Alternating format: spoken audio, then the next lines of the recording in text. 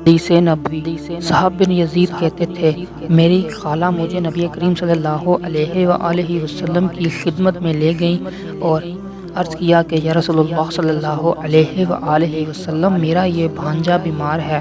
آپ صلی اللہ علیہ وآلہ وسلم نے میرے سر پر اپنا ہاتھ پھیرا اور میرے لیے برکت کی دعا فرمائی۔ پھر آپ نے وضو کیا اور میں نے آپ صلی اللہ علیہ وآلہ وسلم کے وضو کا بچا ہوا پانی پیا۔ پھر میں آپ کی کمر کے پیچھے کھڑا ہو گیا اور میں نے مہر نبوت دیکھی جو آپ کے مونڈوں کے درمیان ایسی تھی جیسے چھپر گھاٹ کی گنڈیری یا کبوتر کا انڈا۔ صحیح بخاری حدیث نمبر 190۔ حدیث نبوی۔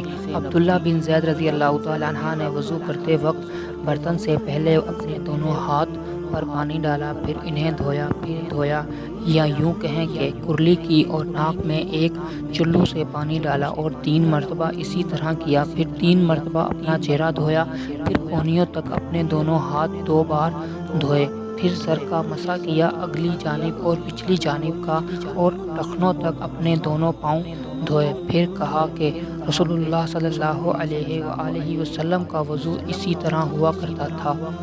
صحیح بخاری حدیث نمبر 191۔